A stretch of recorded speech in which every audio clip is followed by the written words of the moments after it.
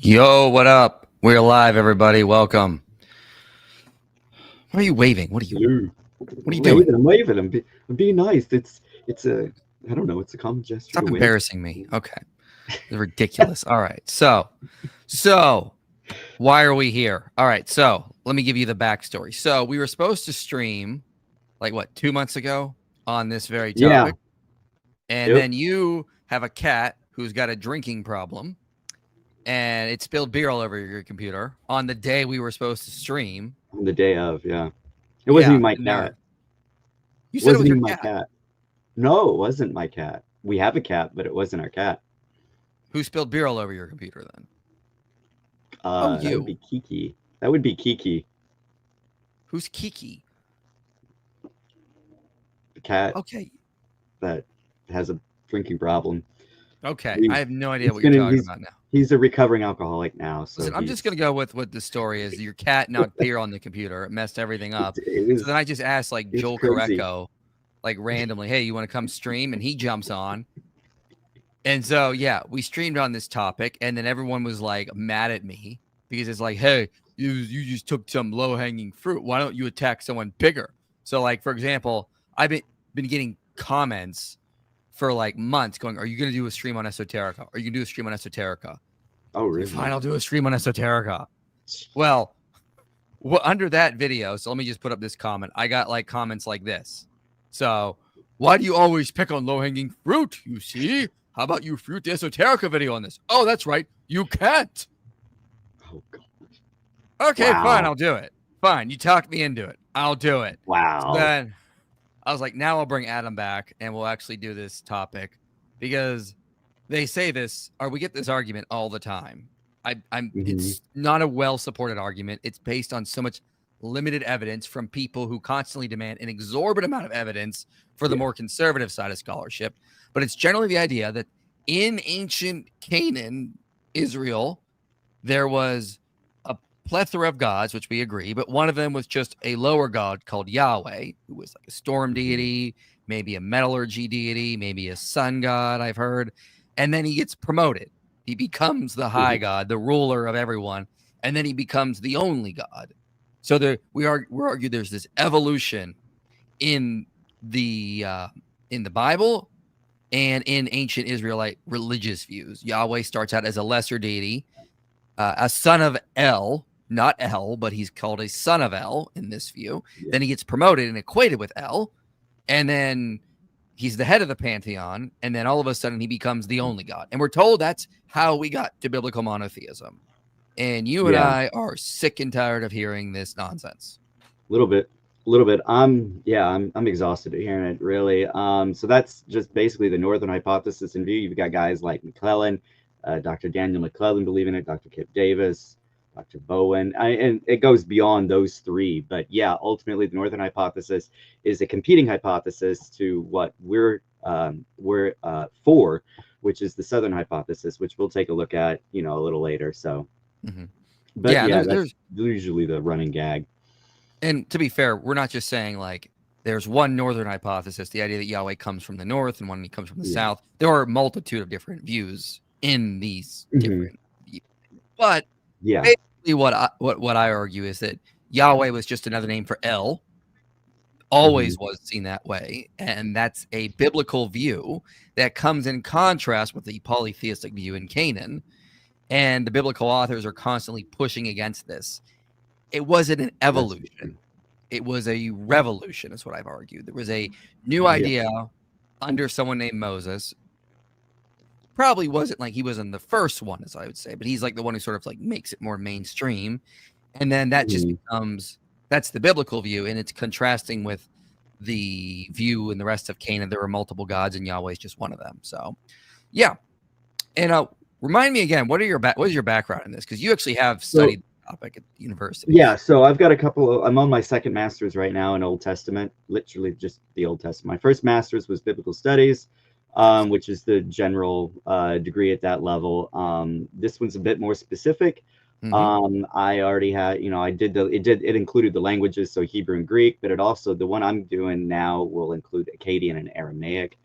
to get those under my belt. But Old Testament, so it's a bit more specific. And then when I do my PhD, it'll be a bit more specific into Old Testament text criticism. Still got that path outlined. So good. I'm not just here a lone philosopher. I have someone who's actually been studying this with me. No, you're good. Which is good. Yeah. So we're going to dive into this video from Esoterica. I actually like Esoterica. I thought the video was good.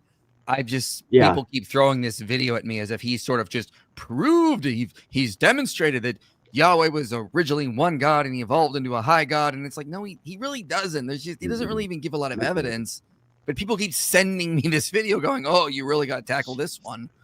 Okay, fine. But I mean, when we go through it, we're going to point out like there's just not a lot of data that he utilizes. And again, all the data we see about the origins of Yahweh assumes he's already a high creator God. Yeah, absolutely. He's definitely a high creator God. We'll get into it a little later. But one of the things that struck me odd was that if he creates, I mean, in Genesis 1 and 2, you've got the creation narratives there, and especially Genesis 1, which is a polemic against Marduk, the high Mesopotamian god that we see in the Enuma Elish and overthrowing Tiamat and etc. So I just found that rather odd that he just says in the video, like late in the video, that, oh, well, storm gods don't need to have wisdom or intelligence and blah, blah, blah. And the creator stuff came later, or I think he simply dismisses it. But creation's like all throughout the Old Testament in general, it constantly referred back to the creation. So I don't know where of course, he doesn't really cite anyone. I found that rather odd in the video too. He mentioned some books at the end. This. Oh yeah, but throughout the whole thing, you had to wait till the very end to get it. But throughout, it's just his word. We have to take him at his word. So I find that rather odd. Yeah, it's definitely getting that. We'll get to some super chats. Oh no, that link is ammo. Apparently, you don't have a fan. Yeah, right. Nope, not at all. Thank you for the super chat. Is Patreon the best way to support you? No, actually not. The best way to support me would be through the website, which is linked below, inspiringphilosophy.org/give. Because when you donate through the website, we get 100% of the donation. So if you want to donate, it's linked below, and boom, we get 100% of that instead of Patreon, which likes to take a huge cut. So that's the best way to support us, sir. Thank you so much for supporting.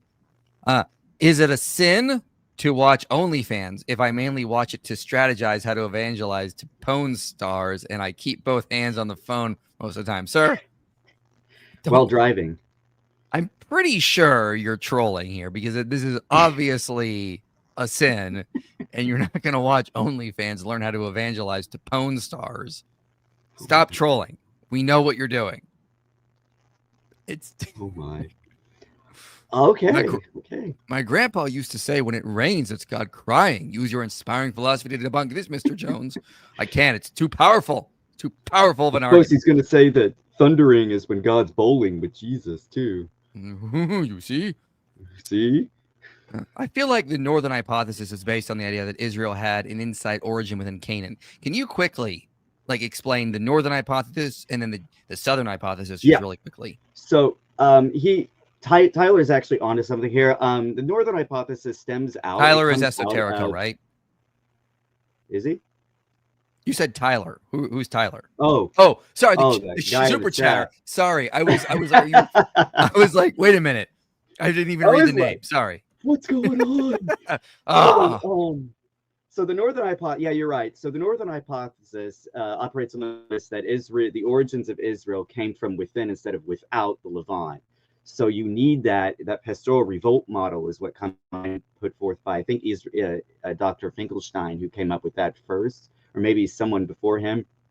And then they ran with it, saying that God was the second tier level of Yahweh, I think was second or third tier level, and then he was promoted.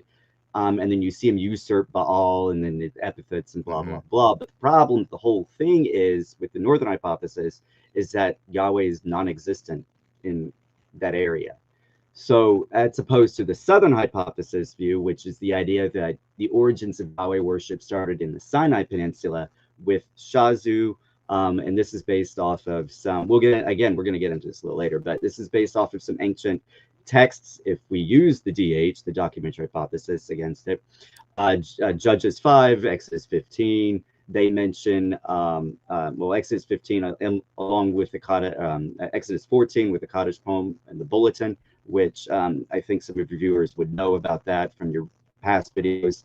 And then Judges 5, which actually mentions Seir, and Seir is obviously in Sinai. So, and then you've got the Kuntilat Ajrud stuff going on with Yahweh of Taman, along with Yahweh of Samaria, mentioned in the same thing. So that's really it. So there's more, Yahweh appears more in the south, whereas he's just non-existent in the north so much. So yeah. Oh yeah, it's Lingus Amo, says Amber. So there you go. Yes. There you go. So, and only Mike's says it's never a sin to watch me. Wink. Oh, gosh. We have created a monster, and it's getting creepier by the day. Creepier. I was going to say that with. It's created a monster. So let's get into Esoterica's video here a little bit. Yep. And then again, this is arguing that Yahweh was originally a lesser deity, evolved to do the high creator deity. And again, we'll get into some of this and see that just not a lot of good evidence for it. Though one God has proven to be rather successful, oddly enough, not that that makes them a better God or even a real God, beyond all reasonable historical expectation. In fact, this God, whose simple name means something like the one that exists, emerged from the sands of Bronze Age obscurity to eventually become not just a national God, but, in the end, simply the God for the overwhelming majority of the world's population now. But just how did a tribal warrior storm god, Yahweh, go from being a god, a minor god, among gods much more ancient and much more powerful, enduring up till then at least, to simply becoming God, the soul? So that's his general thesis, and I wanted to play that so that we kind of get an idea of it. And here's my main problem when I hear this. There is no evidence for that. People have to like go to places like Deuteronomy 32, 8-9, and then they extrapolate way too much from this limited passage to build this entire elaborate story of this evolutionary hypothesis. They'll do that in a little bit of like Psalm 82, and it's just that's not what we see in the biblical texts. We don't see any biblical texts that definitively say Yahweh was a lesser storm god. We or a son of El. We don't see any explicit saying of that. So this entire hypothesis is built basically as a scholarly reconstruction on very, very limited data. Meanwhile, if we want to argue that Moses existed, like we have to go through hoops beyond reason to just show that there was actually a person named Moses. And even though we have the entire Pentateuch, for the most part, saying that he existed, we have later Hebrew prophets saying he existed. We have all these texts saying that, but meanwhile, on the other side, they're allowed to make this elaborate like hypothesis that Yahweh just evolved from an early tribal deity based on such limited data. It just seems, I get annoyed, and I'm not saying Esoterica is definitively doing this, but it's just rather frustrating, the double standard we get from that side versus what we're expected to show. Yeah. Absolutely, I would absolutely agree. The fact that it seems to operate too on an argument from silence almost so much, since Yahweh's not even mentioned in the Canaanite or Ugaritic pantheon for that matter. And then all of a sudden, oh, it's here and stuff. And then they'll try. I've heard some try to use the Jewish names of like the 8th century during the Babylonian exile to say, oh yeah, see Yahweh.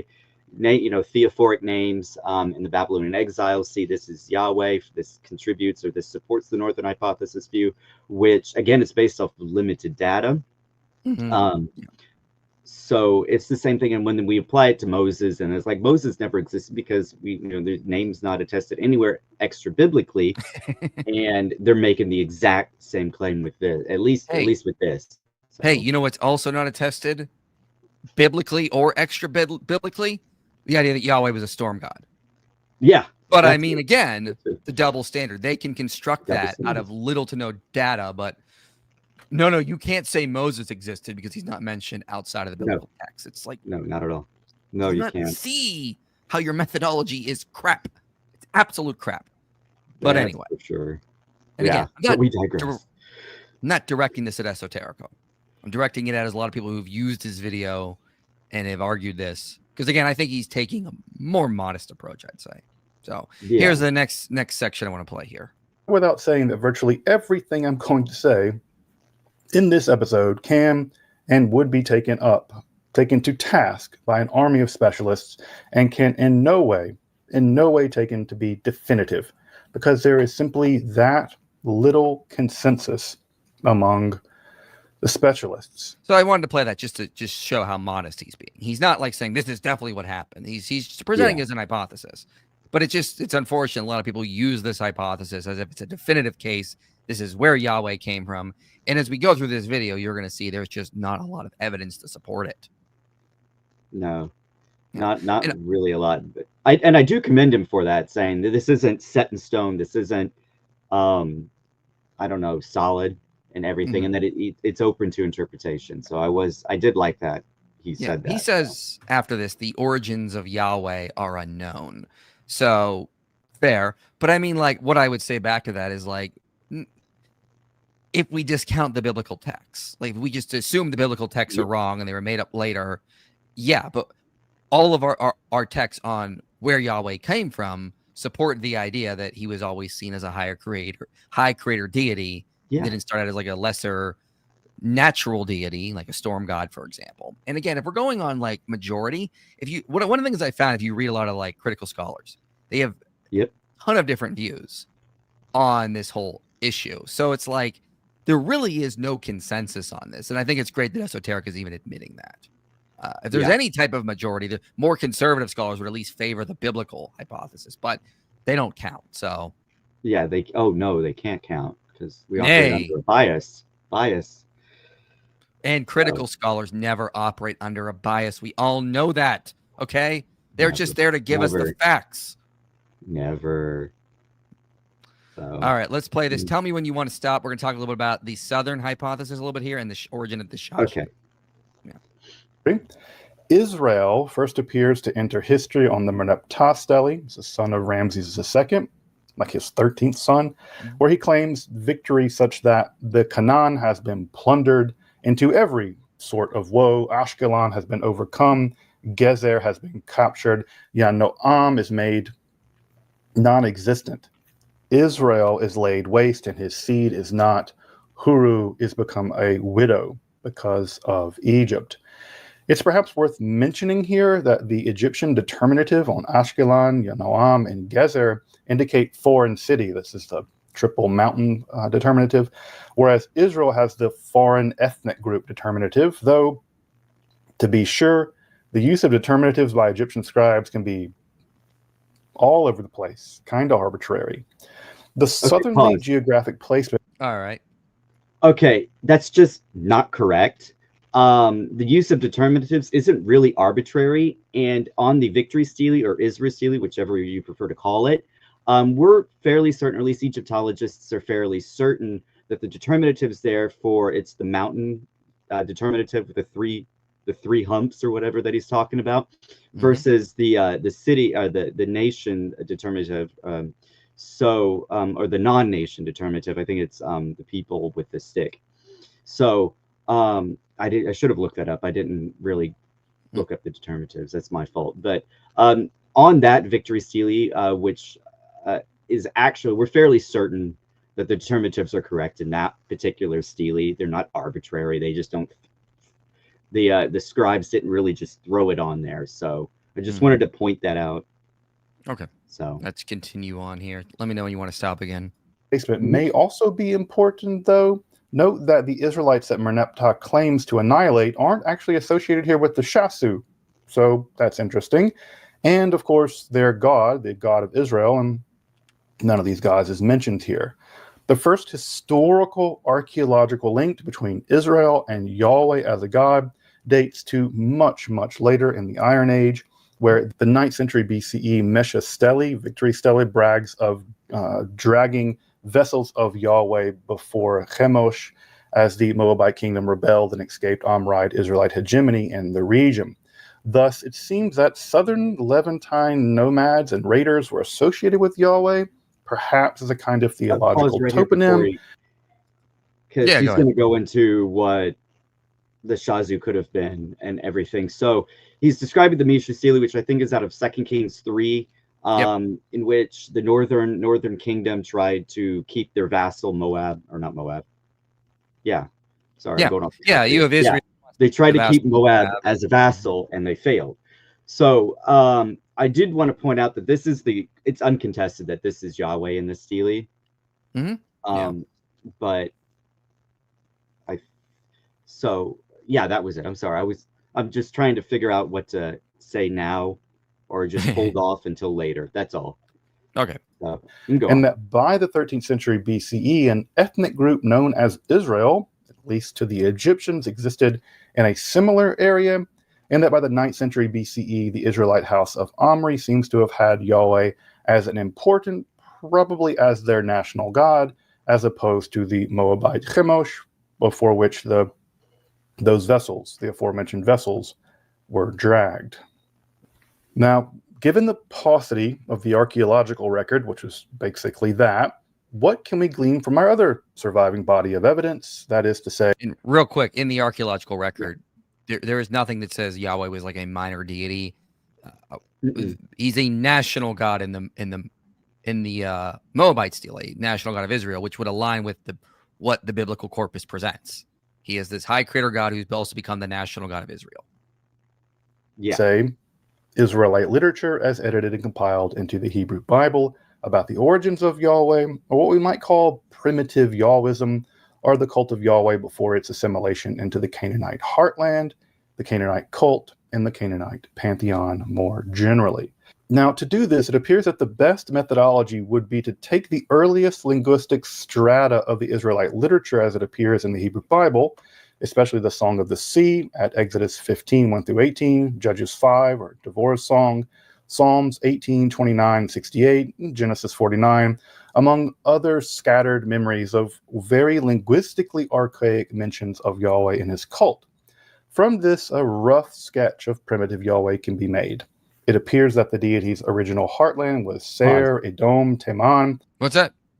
But that could not possibly have any connection with the Southern hypothesis at all, even though he admits that they're archaic, and that Judges 5 mentions Seir, and that Exodus 15 goes along with Exodus 14, as far as one being a battle report, the other one being a theological praise to Yahweh for their victory, and how it aligns with, again, the Kaddish inscription and the Kaddish poem, how it aligns with Egyptian literary influences is crazy similar.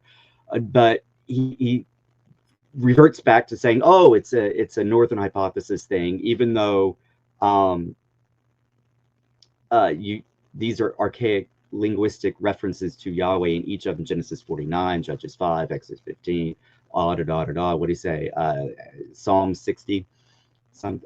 So it's just, I find it odd that these are passages that mention Yahweh in the South as opposed to the North, but he just easily dismisses that, especially with the Shazu, which I think is coming up.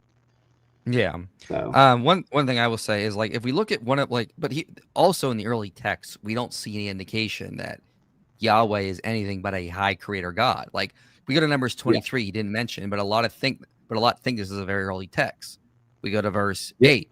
How can I curse who God is not cursed? How can I denounce whom the Lord is not denounced?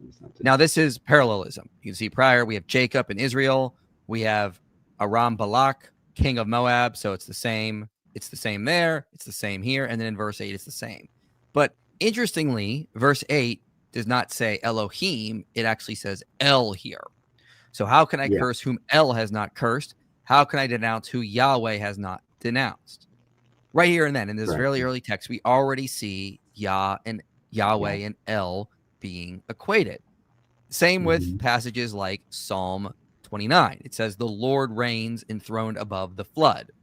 Okay, well, in the ancient Near Eastern cosmology, you'd have the earth, the dome, and then above that is the flood. And whoever sits up there is ruling. That's where Yahweh's reigning from.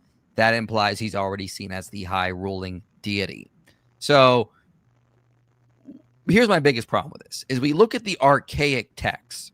We don't see any evidence to support this idea that Yahweh is a lesser deity. Again, we'll get to Deuteronomy 32 in a bit, but when we look at the archaic text, it explicitly equates Yahweh now. They're assumed to be one. So in early Israelite texts, the earliest ones, we're already assuming they're together. So what a lot of scholars have to do, they say, well, there was an even earlier layer that has now been lost, where they were distinct. Well, isn't that convenient that we could just do that when we don't have any data? Again, double standard. We can't say Moses existed, even though we have dozens of texts that say he's existed, but they can say this early layer existed with no evidence. No evidence. Wow. None. Unbelievable. Yeah. All right, let's play this. With Mount Sinai actually probably originally lying in that region, recall the Shasu of Seir earlier. That is to say, the northwestern Arabian Peninsula, just east of the Dead Sea. It appears that Yahweh was probably originally a warrior god, perhaps associated with raiding and women warband prophets. Okay, real quick. How do you know that? What is the data to show that? We just assume it. Where's we don't the actually data? have evidence. Where's the data? And it's interesting that he says Mount Sinai is on the Arabian Peninsula instead of the Sinai Peninsula. Yeah, there's another issue. Which is a majority of scholars, including me, of course I'm getting there, I'm not there yet, but you get my point. Located in Sinai, not the Arabian Peninsula, east of the Dead Sea. I think he said east of the Dead Sea. Mm-hmm. That was problematic in and of itself. So, I mean, he's right about the Shazu, though. They were, I would more align them with pastoralists and nomads, which seems to be what was going on at the time, especially in the Levant. You had people, nomadic families, moving around with their flocks and stuff. So these clans, if you will, would be wandering around the Levant and the desert with their flocks and stuff. So that's basically what the Shazu were, I think. Which would also fit with the biblical hypothesis, because you have Isaac's two children, Esau and Jacob, and they were nomadic. And it talks about, I believe, the Shasu in the region of Edom in that one Egyptian inscription. So we would expect there were other worshipers of Yahweh prior to Moses. That would not be an issue for us. It's just the idea that nothing says he's anything other than a high creator God, though, as far as we can tell. Absolutely. I was going to say, and it's not like wholly impossible that Yahweh was worshipped outside of Israel. Like he could have been worshipped, Shazu is just not in scripture. It's not in the Bible itself. So like you said, we really wouldn't have a problem if someone other than Israel was worshiping Yahweh. So perhaps associated with raiding and women warband prophets. Further, the central manifestation of Yahweh seems to have been storms, specifically the catastrophic thunderstorms that result in the deadly flash flooding, which actually plagues that region down to this day. Petra, the same region where Yahweh may have come from, was engineered around managing just those thunderstorms. Oh, and you can see video of what those flash floods look like in that region, and they are terrifying. So, real quick, I love this point, because it reminds me when people complain like, well, why don't we have any evidence of the Israelites moving from Egypt to Canaan? Well, I mean, there's flash flooding in that region, so it would destroy a lot of the data. So thank you for that. But also, notice the argument, the actual evidence we get here. There are flash floods in the southern Levant. Yahweh was worshipped there. Therefore, he was a storm god. That is the most evidence we're going to get that Yahweh was a storm god. It was crazy. I thought the nuance there was a bit uncalled for. I didn't even call it nuance. I was just like, well, what other storms are there? Storms bring. So maybe I'm getting ahead of myself. I don't know. I just thought that was an unusual claim. Well, it is unusual. I mean, just like it's like imagine like me doing something similar. Like this is what we see from conspiracy theorists. Like Baal is associated as a high god. You know what? It was also considered like in ruling the sky, the sun. Therefore, Baal was a sun god. That comes from like that type of reasoning we get from like fundamentalist conspiracy theorists who'd say Baal was a sun god, like from Alexander Hislop's nonsense. But like we could do the same kind of nonsense. Why is it when fundamentalists do it, we all recognize it as pure and utter nonsense? But when we see it on the other side, oh yeah, scholarly, yes, Yahweh was a storm god. That's a good point. Yes, where is the actual evidence? And again, I want a level of evidence that is put on us when we try to say Moses existed. Like I'm going to use that as an analogy because I think it's a good analogy. If it's a good can't analogy. Say Moses existed from multiple Israelite texts saying he existed, you can't say Yahweh was a storm god from literally no text. So I want the same amount of evidence put on us. Otherwise, I'm just going to say this idea that Yahweh was a storm god did not exist in the ancient Near East until they give me that level of evidence. Where is it? Yeah. So yeah, 100%. I'm not sure if has he moved on from the Shazu? I think so. Yeah. Is there anything else you want to say about the Shazu? So I had some last minute. I had some stuff for that. Yeah. Real quick. Let me just tell the audience there was an inscription in northern Sudan. The pharaoh Amenhotep III has built a temple there, and in one there it says, in that it says the Shashu of what could be a designator for Yahweh, referring to them in the region of Edom. Now, some like Dr. David Falk dispute that and say that's not referring to Yahweh. Some do, but as far as I've seen an Egyptologist, they don't think it actually is referring to Yahweh. But it could, but I don't know. But yeah. But I was gonna say this. Some actually argue that it's a toponym. But my question is, why would it be a toponym? It could have been a theophany. There could have been a theophany in the region that they decided to put, like Shazu of Yahweh, like there was some sort of theophany there.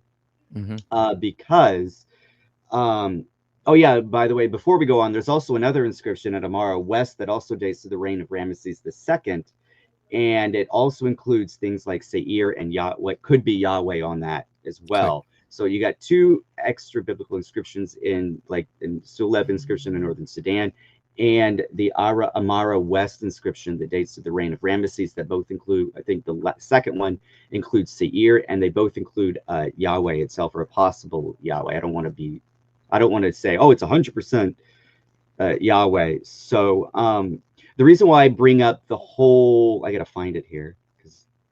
I tend to say that the earliest inscription of Yahweh is on the Moabite stele, and then that other inscription that's on the way station called Yahweh and Asherah. Oh, those are the earliest. I used to think that the earlier, like the Amenhotep III inscription was Yahweh. I don't take that view anymore. I changed my mind. I would argue that we should start at the Soleb inscription and then work our way towards modern era, like toward later is what I'm saying. So, but what's interesting, the toponym thing is that usually, in the book of Genesis, the writer there includes epithet. You see throughout Genesis, you got El Berith, El Shaddai, Beit El, El Olam, which is the God of the covenant, El Berith, El Shaddai, which is the God of the powerful God, Beit El, the house of God, El Olam, the eternal God, and El Roi, the God who sees.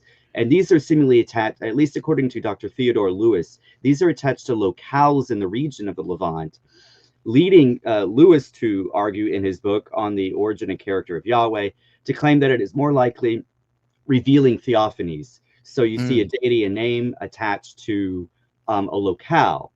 And one cannot just assume that these were just theophanies of the major Ugaritic, of a major deity like El, who is found in the Ugaritic and Canaanite pantheon, because the word El or the Akkadian word Ilu could either be a generic name of just God, or it could be the name of a deity. The problem is it's ambiguous, and we're not really certain whether these appellatives or manifestations of the god El were really there. But we are certain that there is a definite fusion of these epithets with Yahweh, as Exodus 6:3 says, but my name was not known to them.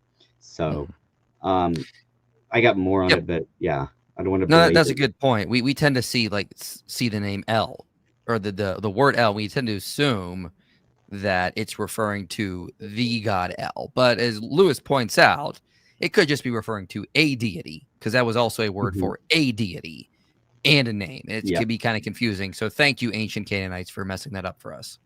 Yeah, absolutely. Blame you. Yeah, absolutely rude of them. Absolutely. So let's get to this Deuteronomy 32 section, because I'll have a lot to, rant about this, because, that's just me. Deuteronomy 39 seems to be an archaic recall when Elyon, a manifestation of El, parceled out the world, providing Yahweh specifically with the lands of Jacob Israel. This is probably a rare survival from a period where Yahweh was still kind of subservient to Elyon and before theological convergence with El more generally. However, it's clear that the Yahweh... What's up? Before you get into the slides here, there is some debate about El and Elyon, whether they were one deity or whether they were distinct deities. Johannes de Moor suggests that if we read some Ugaritic inscriptions, Elyon and El the king could just be an epithet. And this would be the first confirmation that in Ugarit, El and Elyon were one and the same divine being rather than two distinct beings. But yet it's just not confirmed by other Ugaritic literature, which can read El, Ilu, Malki, my Ugaritic, and again is kind of off, which is just El, the god of the royal god. So, but nowhere else in Ugarit do we have a reference to the deity El Elyon. So in contrast, it's usually Baal who is twice called the Most High, as he provides rain, and it just seems that I don't want to say that he's unaware of that literature, because it sounds like he did do research in it. I'm trying to be fair and genuine with him, but he just may not be unaware. He may be unaware of the debate about El and Elyon being. So for those who don't know, Elyon is a term in the Bible that just means Most High, and sometimes you'll see El Elyon or Yahweh Elyon saying, God Most High or Yahweh Most High. As far as I've seen in the biblical corpus, Elyon is not referring to anything other than a title, Most High, and it's always used to refer to Yahweh. Convergence with El more generally. However, it's clear that the Yahwists were pretty comfortable enough with El to allow for significant amounts of assimilation of El features onto Yahweh, even when those features perhaps stood in significant contrast to the strident warrior of the primitive cult. One of the more striking features of these is the assimilation of El as an elderly, wise god. El is known as the father of years in the Ugaritic myth cycles, and it's perhaps this image of an elderly, white-bearded deity as assimilated onto Yahweh from Canaanite El that has probably proved the most visibly enduring in popular perception and art. If you imagine an old bearded dude as God, you're imagining El. All right, so let's get into that. I'm gonna put the verse up on the screen for everybody to see. So this is where it's all coming from. So Deuteronomy 32. We've covered this so many times on this channel, but here we go again. So it's an early Israelite text, and you get down to here. It says, "Remember the days of old, consider the years of many generations. Ask your father, and he will show you. Your elders, and they will tell you. When the Most High, Elyon," the word in Hebrew there is Elyon, "when the Most High gave to the nations their inheritance, when he divided mankind, he fixed the borders of the people according to the number of the sons of God. But Yahweh's portion is his people, Jacob his allotted heritage." And they go, the Most High divides up the nations, fixes the borders according to the number of the sons of God, and Yahweh's portion is his people. Perhaps this is saying that Yahweh was a son of God or a son of El. Doesn't say El, it says sons of Elohim, so that's what it says there. And he got a portion from another deity who is the Most High. Gotcha. We've got a text here showing that Yahweh is a lesser deity. This is the one that, I mean, honestly, this is their main go-to text for that. Oh, I want to put this back up. The problem is, of course, if we just scroll down here to verse 39, part of the whole poem, ladies and gentlemen, we see that they're already treating Yahweh as the Most High. See now that I, even I am he. There is no God beside me.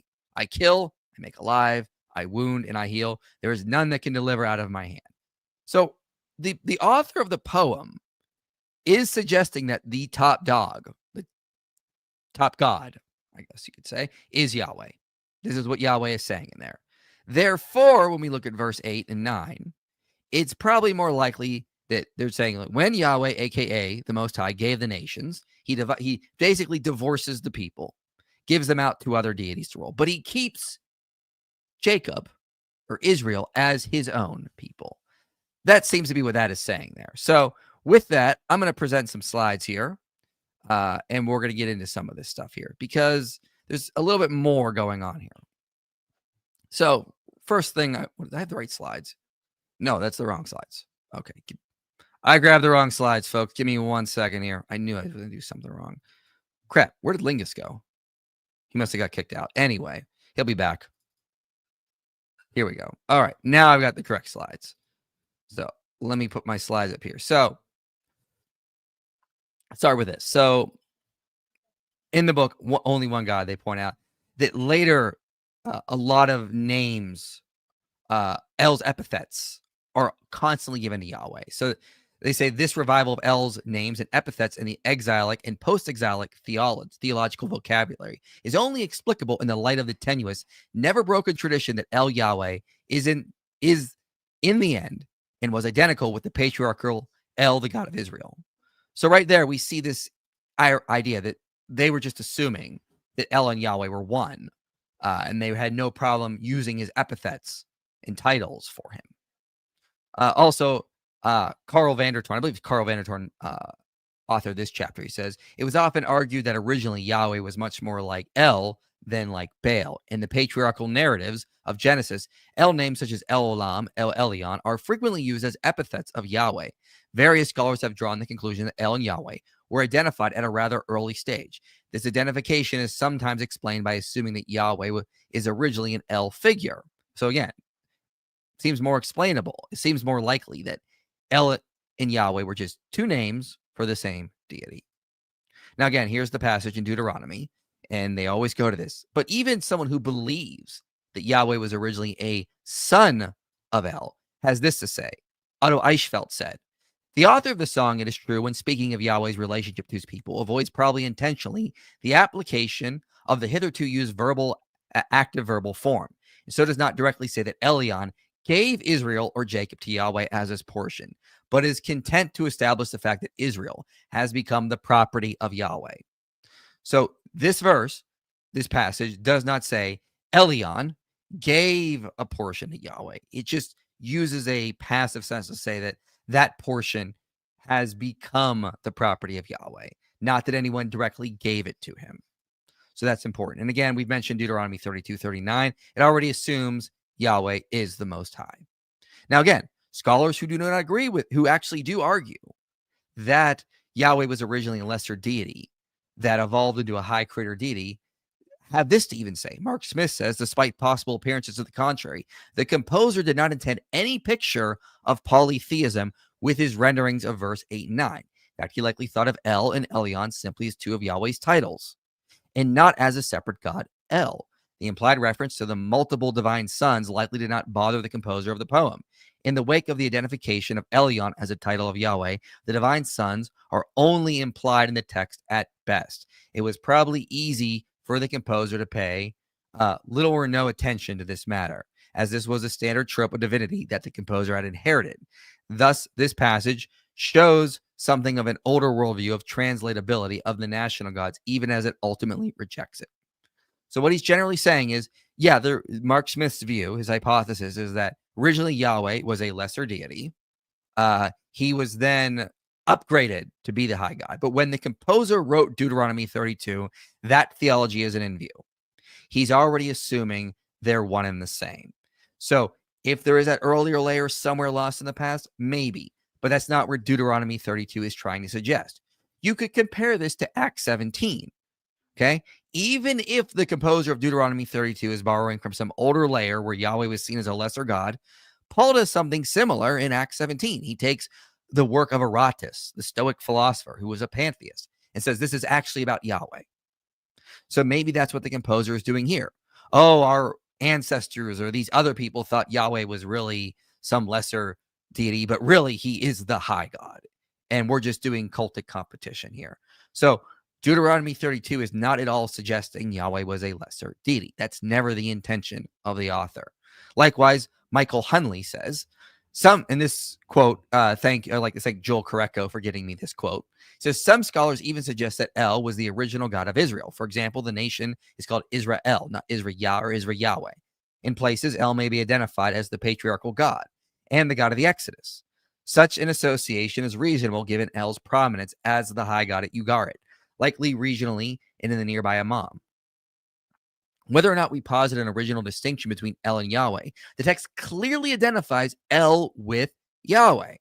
Deuteronomy 32:89 speaks similarly of Elion in the role of high God, who portions the nations according to the sons of God, with Yahweh's portion being Israel. While the author or redactor of Deuteronomy likely equates Yahweh and Elion, one could argue that El Elyon originally may have been the high God, while Yahweh was one of the second-tier sons of God to whom the various people were allotted. While El Elyon originally may have referred to the God other than Yahweh in some traditions, the Hebrew text nonetheless makes sure to connect them. Okay, the non-P Pentateuch does little to distinguish between El and Yahweh and offers no polemic against El. Instead, it merges El into Yahweh, such that Yahweh absorbs all of El's titles and characteristics. The peaceful takeover is so thorough that the interpreter cannot be sure that they ever apply to anyone other than Yahweh. And this is constantly my point. We don't have texts that say Yahweh and El were distinct in different gods. All of the texts that talk about Yahweh just say he is the high creator God. And this is woven throughout the whole poem. Jonas Greenberg, for example, notes there are numerous El epithets in characteristics that are just applied to Yahweh. And again, you could take one or two of these and say, yeah, well, Chemosh or Baal is given these titles, but it's not just the individual titles or characteristics. It's the collection of all of these. It's the cumulative case of all of these we see in Deuteronomy that are already suggesting El and Yahweh are one. So he says the language comes on the whole from the description of El. The people are called to witness, that is, lacking the basic characteristics of El. The first and the third verbs, create, establish, are used of El. Eternity is a well-known word pair, but both words are also epithets of El. Verse 8, which mentions the Most High, Elion, and the sons of Adam, presents, on the one hand, another epithet of El, and on the other hand, reminds us that El was called Father of Man. The author of Deuteronomy 32 has skillfully woven into his covenant poem these and other elements of anecdotal literary tradition. So again, he's using a collection of ideas here to just show us that El and Yahweh are one. If we just had one or two of these, it wouldn't work. But he's making the case from the collection of these. It's a cumulative case. So, we need to remember this quote, important. Whatever opinions about the date of monotheism appearing in Israel are held, the fact remains that her faith is unique in the ancient world. No other beliefs current there have affected so many people over so large a part of the world for so long a time. A unique phenomenon is awkward for historians, since they have no standard way to explain or assess it. So they make strenuous attempts to fit it with a pattern of known features in the same general way. In other words, this idea that Yahweh was always seen as a high creator God, it just appears suddenly in the region, sounds weird and awkward. It's much easier to just say he evolved from this long tradition where he gets promoted, and it just makes more sense to scholars, but the data doesn't support that. And I think Alan Miller is right when he says this. He also quotes an older scholar, says it is indeed surprising and no easy to be explained on simple evolutionary lines that Israel attained a monotheistic faith. Sorry about the typos. I kind of go quick when I make these slides, but you get the idea. Generally, what we see here is not this idea that Yahweh evolved in our text, the biblical text. What we see is that he's always seen as a high creator God, and that's awkward for scholars. So they have to try to fit it into some pattern of evolution, even though the data doesn't support it. And again, not even Deuteronomy 32 really supports that, as both Mark Smith and Michael Hunley point out here. So, and luckily, Adam is back. I'm back. What happened? You disappeared, and I just ranted for a while.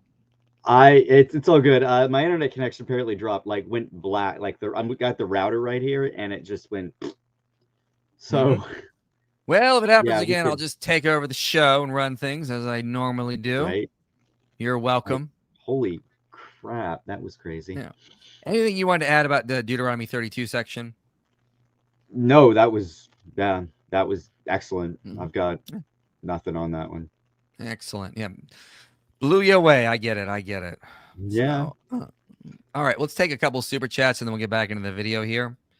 Why could we not accept a primitive understanding of God that developed over time? I see no difference between a storm god understanding of Yahweh versus a non-Trinitarian understanding. Okay, the problem is, as I've said, I'm not like opposed to it. If it was originally thought that Yahweh was a storm god and then he slowly revealed to his people over time, no, I'm more than that, I would be fine with that. My biggest problem with this is there is just not good evidence to support this evolutionary hypothesis. Give me the data. I've not argued from theology or Christian convictions. I'm arguing from what I see in the text. In fact, I have even suggested to people behind the scenes that I think the view that Yahweh was a lesser deity may actually even better fit with Christian theology. Why? Because let's say that the world is ruled by Satan, Christian theology. He has divided the nations up according to who he wants. And then God wants to sneak in and retake control. So he comes in disguised as a lesser deity. And then it would correlate to what Jesus is doing with Satan in the temptation narrative. So Satan takes him up on the mountain to show him all the kingdoms of the world and says, I'll give them to you. Now, if he's ruling the world and he's divided up these nations, other deities, and he'll give them to just Jesus, I'd be perfectly fine with that, because then you could say, you see, this is what they were viewing as God in the Old Testament. He was just seen as this lesser deity who was trying to, sneak in as a spy, I guess you could say, to sort of like take over the nations eventually, which he does through in the personhood of Jesus. And so that would actually fit with that overall Christian theme of him being not ruling the world and then ruling the world after his resurrection when he seizes everything back from Satan. So this whole idea would actually fit, I think, with Christian theology. I'm just not convinced of it because, again, as we've been harping on, there's just no evidence for it. No, I don't see any evidence of that at all. So. Finally, responding to Esoterica, he also pushes the idea Asherah as the wife of Yahweh, dangerous, as he seems credible as well. Yeah, and we're not denying that Israelites did give Yahweh a wife who was named Asherah, but the problem is the biblical authors are condemning it. Yeah, it wasn't the state religion is usually what I hear. It definitely was condemned by the state religion, if you want to call it the state religion, because, Mm-hmm. So yeah, I mean, there were times that certain kings probably agreed with that, and then the biblical authors and the prophets are still condemning it. But yeah. I'm torn right now. Well, then you need stitches, Ezra. My current church is great, but I see the writing on the wall that it may not last another 10 years. But there's no good churches in my area. What do you think I should do? Stay in the church if you're growing there. Try to get more people into the church. Try to help fix things if you're worried it's going to die. You can do it. I believe in you. Don't just give up and try to move and retreat somewhere else. God has put you there for a reason. Do it. Deuteronomy 33 also has this Yahweh from the southern tradition. Yeah, it opens by saying he dawned from Seir, I believe. Something like that. Seir, yeah. Yo, what happened to Fat IP? Well, Fat IP, where are you? You're missed. Come back to us. We miss you. It's okay. It's dinner time. Really glad to see you're covering this nonsense. I couldn't believe the comments and the guy's pathetic and desperate narrative when that video dropped. Listen, it's not pathetic, I'd say. It's just lacking real actual evidence. And we're sick and tired of, again, people on the liberal or critical scholar side saying we can just put out these convoluted, long explanations with little or no evidence to support it. Meanwhile, we're going to demand an exorbitant amount of data if you want to say the Exodus happened or Moses existed or that Yahweh was always seen as a high creator God. It's just a double standard. Yeah, absolutely. Asking for a friend. Is it a sin for a Christian to watch OnlyFans? Even if if they keep both hands on their phone in the whole time. Listen, it is never a sin to watch OnlyFans. It's a sin to watch OnlyFans. But you can watch OnlyFans anytime on this channel, okay? He may present himself as modest initially, but he's very smug and starts to present his narrative as a fact later in the video. Yeah, I'll give you that. I think he does do that. And I don't think it's fair that he sort of... It's probably, he says things like it was probably the fact that Yahweh was a storm god, which we don't see. Yeah. Imagine only the Jesus walking in water and not being scared of storms passage survive, and they say, Jesus was a storm CO2 god. Moronic BS. Yeah. That's a good point. It'd be kind of like that too. Like Jesus calms the storms, therefore he's a storm god. It's like, come on. Jeez, it's crazy. Well, I mean, where's the lie? Where's the lie to this comment? That's what happens. Like, if we only had like certain passages from the Hebrew Bible of like Yahweh, like the rider of the clouds, like they'd be like, oh, you see, he's clearly a storm god. Like, clearly storm god. Not limited data. It's at all. Even if we're substantial that Yahweh is the son of El, would this even be a problem for Christians since we believe God is the son of God? And yet people could make that connection to places like Daniel 7, where the Ancient of Days comes and one like the son of man. You could say that Yahweh is a son of El, and El is supposed to be the father or the Ancient of Days, and Yahweh is the son. But again, as I've said, this is not a problem for Christian theology. The skeptics that we talked about present this as if it's just a huge problem for us. And we're like, no, there would be ways to make this fit. The problem we have is you just don't have evidence for this. This is not the best reading of Deuteronomy 32 or what the data we have in the earliest Israelite texts. List all his books in the video description. Yep. And at the end of the video. Hey, IP, do you have any? What's that? I was just going to add, Heiser would say that too. Oh, he wouldn't have a problem with that, I think, at all. I don't think so. No, I don't think so. Hey, IP, do you have any videos in the works about the reliability of the prophets, and can you recommend some books on this subject? Not yet. No, I got to do a lot more reading on that before I could even consider it. A lot of those texts don't give you a lot of good data to use. Like the Pentateuch gives you a lot of good data you can use. Some of the prophets are just so they're short, first of all.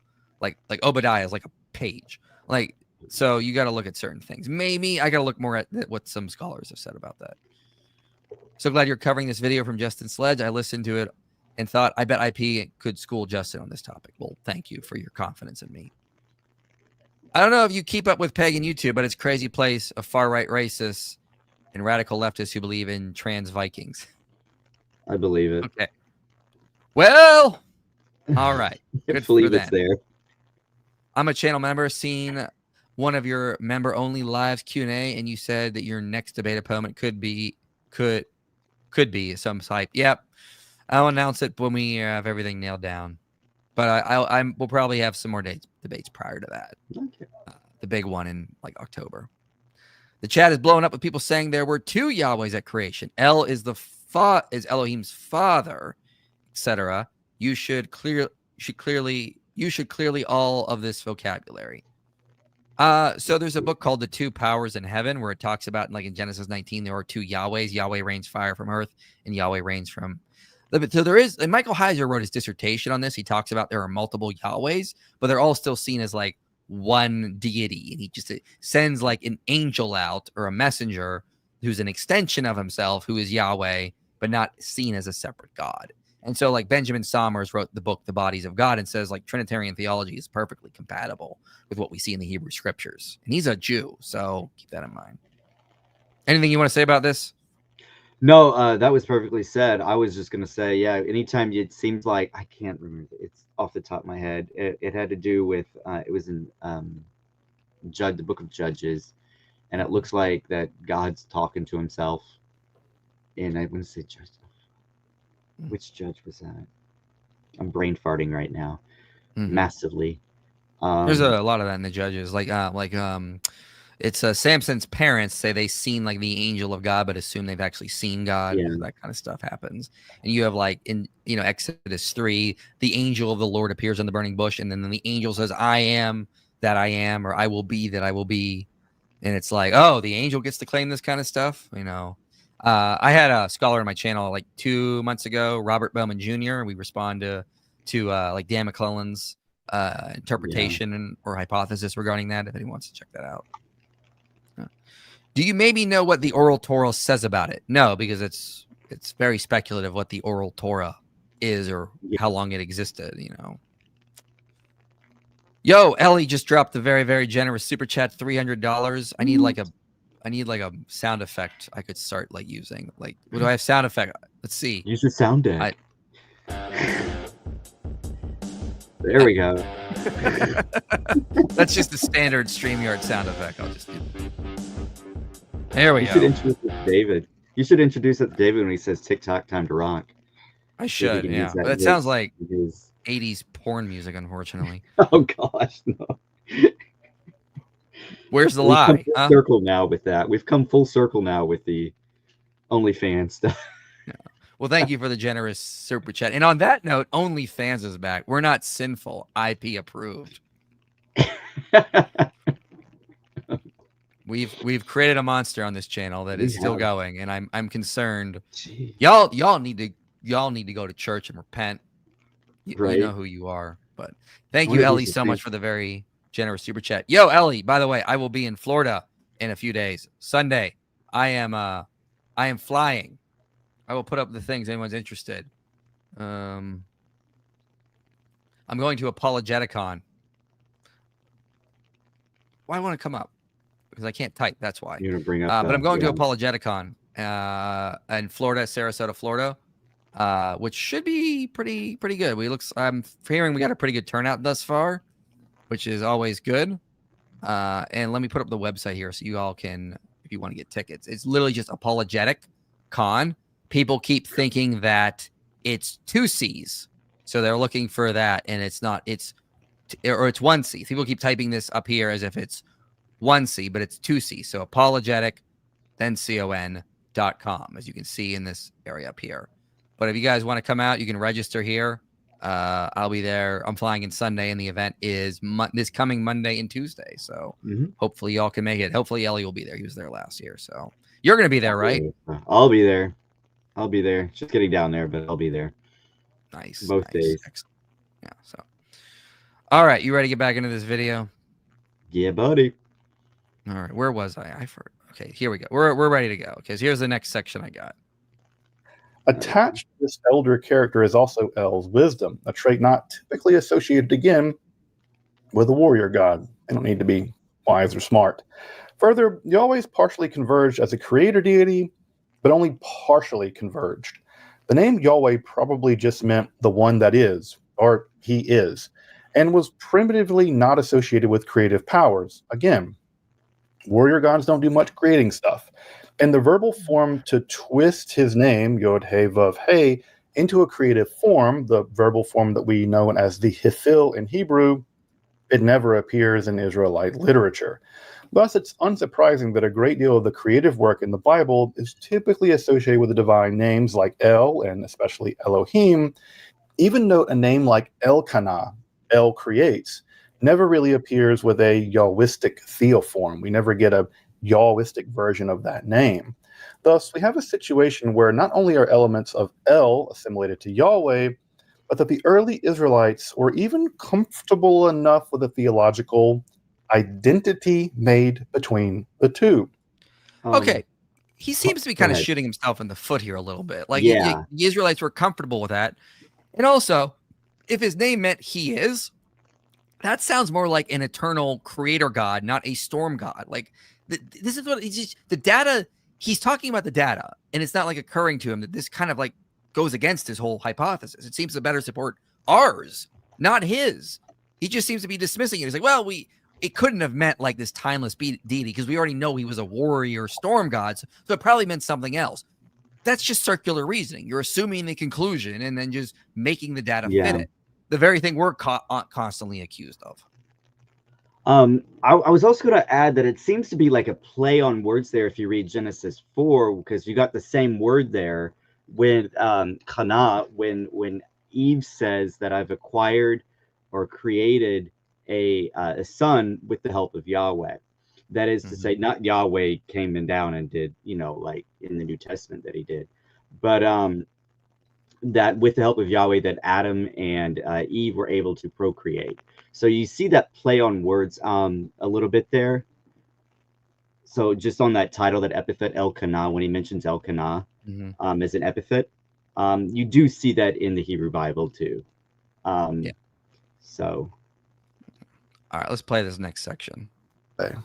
An element of this transfer, especially in the earlier period, was El's divine council, including a retinue of quasi-divine bureaucrats, such as the prosecuting attorney Hasatan, but also the military leader, the Sar Tzava, but also including the 70 sons of El or Elyon.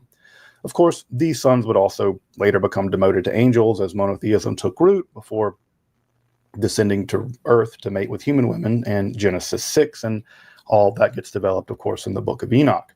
Though, like creation, this assimilation of the divine council was not total. The sons always appear as sons of El, the divine appellation there, never the sons of Yahweh. Though, along with these originally quasi-divine beings would also come an entire retinue of celestial objects, because the sky, especially things like stars, the sun, and the moon, that were all worshipped in the region as well. One of those. So let's just stop there. I mean, he's bringing up the fact that in the Bible we see that God has a divine council. It's in First Kings. Yeah. It's in Job. I never understood how this is problematic. First of all, he's already assumed to be the head of the council, so right there, he's not a lesser deity. He's already assumed to be in charge of everything. So, Psalm 82 makes that clear. Right, Psalm 82 again. That's another passage they use, but I think it ultimately works against their overall view. But yeah, like the divine council is never presented in the Bible as it necessarily means like God needs other deities to like help him like work through stuff. Like that's a possible reading, but it's not a definitive reading, is what we would say. So it's like this is sort of presented if it's problematic. And Michael Heiser has addressed this so much, pointing out like divine council theology is throughout the biblical text, but it's like God is a relational being. He creates other beings to have relationships with. That's why he created humans. Yeah.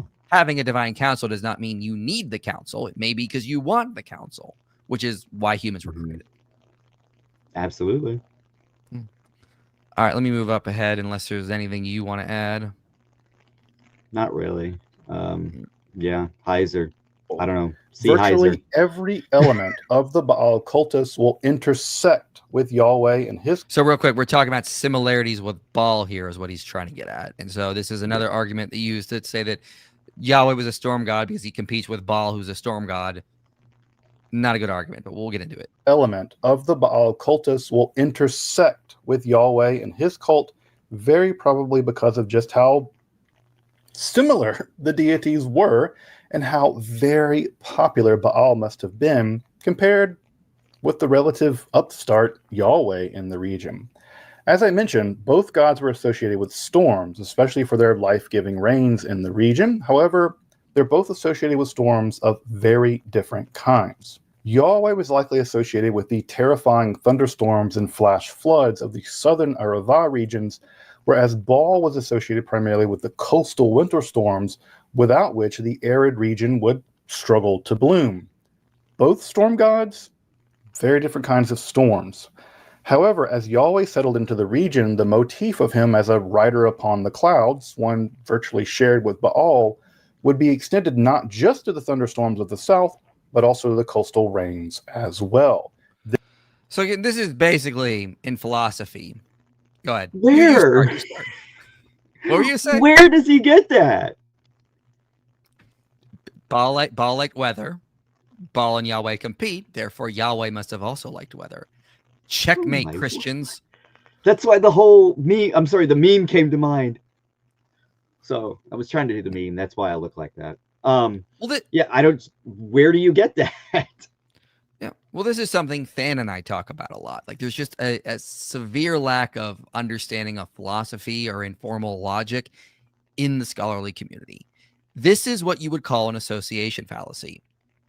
Just because Baal and Yahweh are fighting or competing, that does not mean they share all the same attributes. I mean, like we see, like for example, in Greek mythology, like Juno or Hera competes with Aphrodite and Athena at one point in this contest. That doesn't mean they share all the same roles, attributes, anything like that. So why would we assume that's the case here? I think it's pretty clear that Yahweh, according to the biblical authors, doesn't want his people worshiping another king deity, aka Baal, who is considered king in the Most High in the northern region of the Levant. Yahweh is actually king. Don't go worship that king. That doesn't mean they also share the same deities or the same attributes of like being a storm god. That's an association fallacy. I was going to add that if the Southern hypothesis seems to make more sense here in that especially with 1 Kings 18:44 and the whole pericope. Right before that, the events leading up to it, you had the war between the Baal prophets and the priests of Yahweh. Yahweh comes down, licks, and then the 400 prophets of Baal die, or they're killed, I should say. I was going to add to it, it just seems to fit that, saying, no, Baal isn't the actual storm deity that you think he is. He just isn't. I am. And here's what's going to happen. And then you get to 1 Kings 8, a little later after that, you get, oh, well, I ended this drought. The cloud was small, and then it got large, and then here's the rain. That's what that whole pericope was about, was that Yahweh was more powerful than Baal. And it's basically a polemic against Baal, but well, we'll see that here with the Southern hypothesis. That's all I was going to add. Well, I mean, also you see like verses like Psalm 52, Yahweh shines forth. Like, does that make him a sun god? Sun god? Shamash is in, yeah. Does that make him compete against Shamash? I mean, yeah. I mean, like the association fallacies, but we're going to see another problem because he's going to bring up the god of death, Mot, here, which I think is an important section here. Yeah. All's contests with the sea, or Yam and its dragon Lotan, are mirrored in early Israelite Yahwism, with a similar contest, most notably in the third creation story of the Bible, found in Psalm 74, and of course in Job, where the defeat of sea monsters, specifically Leviathan, were a necessary aspect of forging the world from watery chaos to order. This is a pretty common myth cycle in the ancient Near East. Ironically, this defeat of Leviathan would be later transposed into a world-ending apocalypse in later mutations of the myth, both in Judaism and in Christianity. Further, Baal contest with death, or Mot, is often just demythologized in general, such that Yahweh has control over both life and death, and in some passages, Yahweh is even described as swallowing up death. This is a very big flex, an ironic flex, over Yahweh's power over life and death, because it's exactly death that's described in Ugaritic myth as having a gaping maw. It does the swallowing, not gods. Okay, but right then and there, again, the evidence seems to support that Yahweh is beyond power. He can swallow death. Baal does not swallow death. Baal has to fight death, loses for a little bit, has to come back in the Baal cycle. Of course, it's fragmented, so you don't really know what happens. But I mean, like, and again, if he can swallow death, and Mot is described as a god swallowing, is Yahweh now a god of death? If he competes with the sea, is he now a sea god? Like, why is it when he competes with Baal, he's a storm god, but when he competes with Mot or the sea god, he's not that? Yeah, again, it's the same stuff with the creation narrative too. Is he competing with Marduk there, Genesis 1 and 2, and when he speaks things into existence, which is sort of a lesser polemic against the creator, the Egyptian creator god of Ptah, who spoke things into existence. It wasn't Ptah, it was Yahweh. So it's the same thing there. So, like, yeah, it's a weird thing. And again, these passages seem to suggest that Israel just saw Yahweh as something beyond. He's transcendent. He's so powerful, he can even swallow death. Now, you could say that may have come from competition, but like, why don't we then see the reverse? Why do we not say, we have like text, well, then Baal can swallow Yahweh and Mot? Like, the buildup really only happens in the biblical corpus, and there's no evolution of this buildup. It's just, Yahweh's so powerful, he can just take on the sea like that. He can swallow death. He controls life and death, and we don't see this evidence of this evolution, which really, I think, hurts this hypothesis overall. He keeps bringing up, like, Esoterica keeps bringing up data that works against him, and he just seems to be explaining away or not getting that this is a lot of data that would support our view, not his. Yeah, it's our view. Yeah, absolutely. Especially, it also demonstrates how Yahweh must have come from without, or like out of that region too, and then entered in the Levant from the outside. I think that's just a better explanation too. Yeah, let's play a couple more sections, and then we will get to the more super chats. So get your super chats in now, and we will go through those in a little bit here. The cult of Asherah was very popular, and it seems reasonable for many reasons. Fertility is popular. That Yahweh El assimilation convergence would also result in consort exchange, such that El Athirat would become Yahweh Asherah, and that seems to be precisely what happened.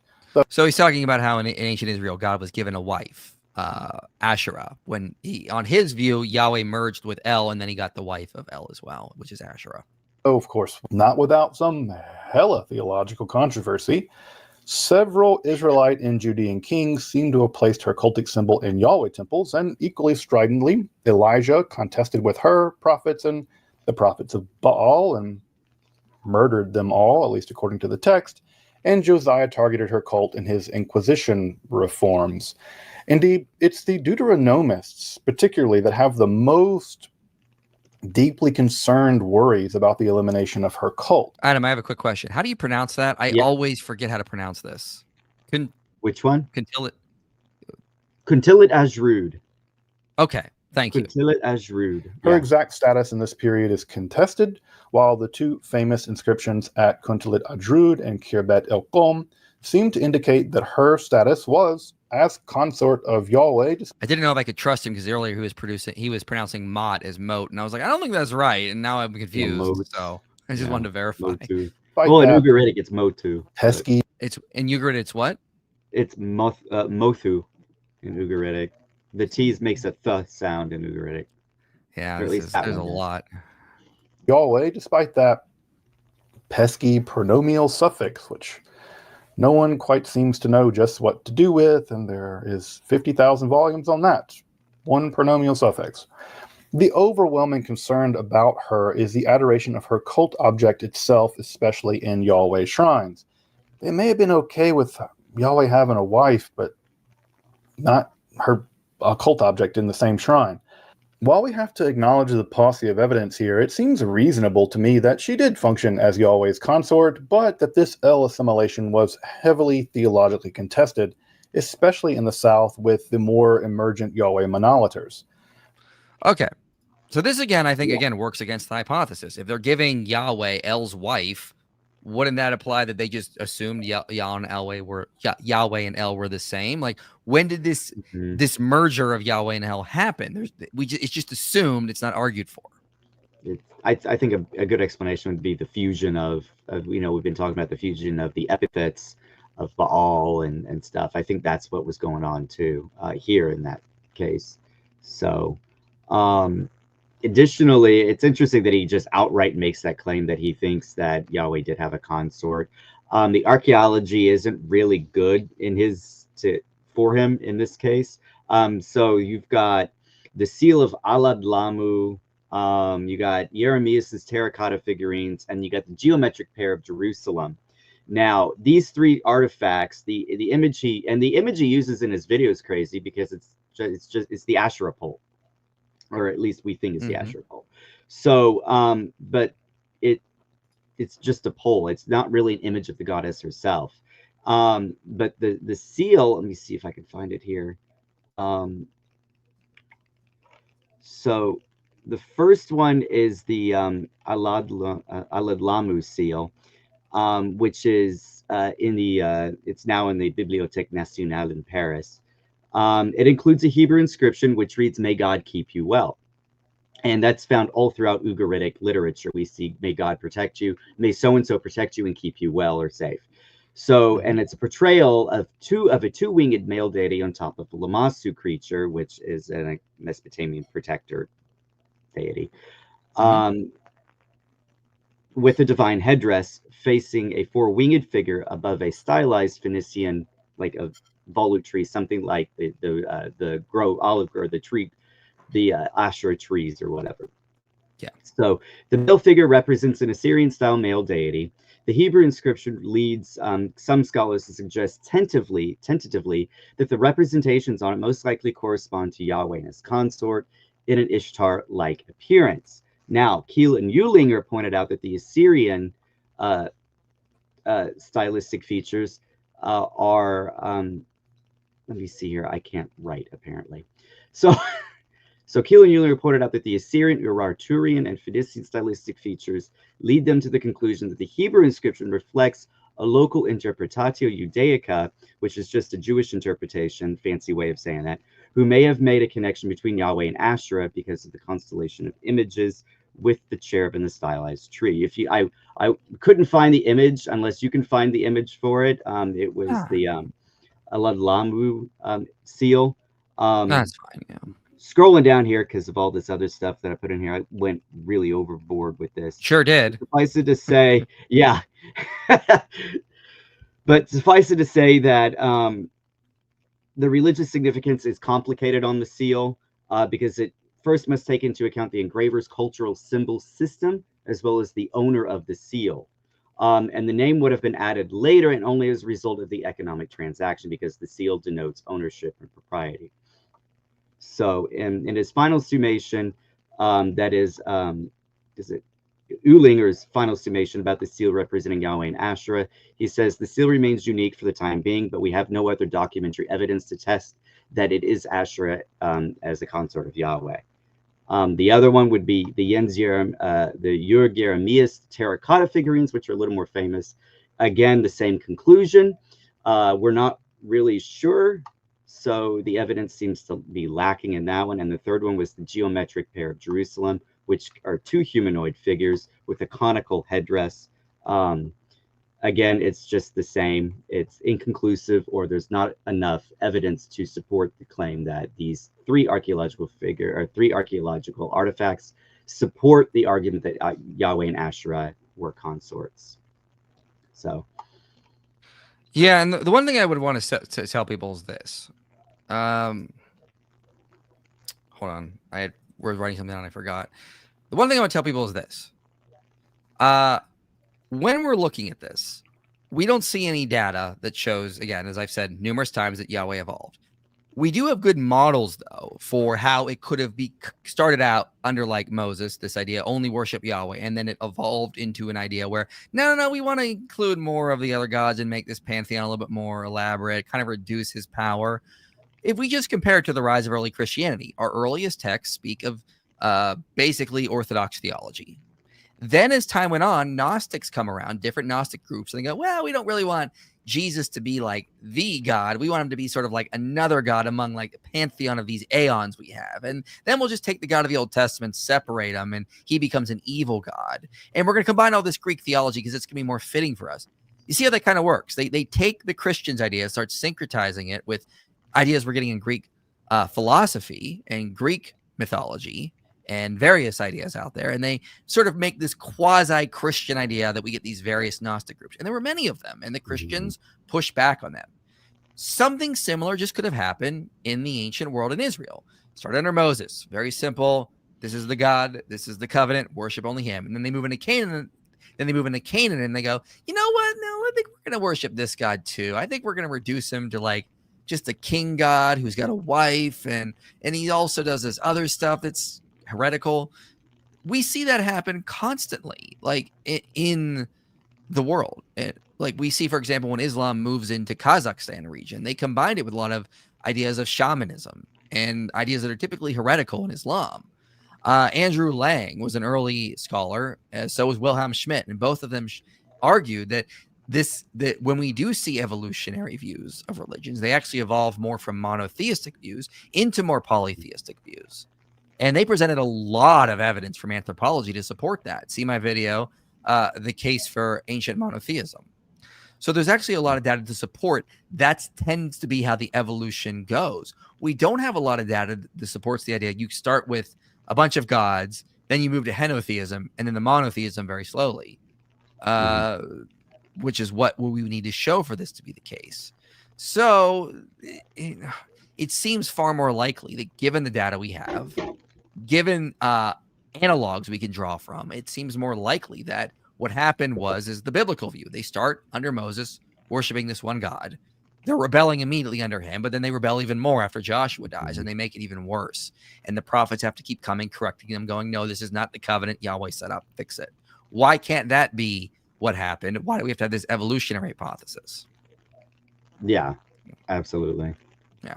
I got 2 more sections to play, and then we will move on. So the short little section here, I wanted to point out something.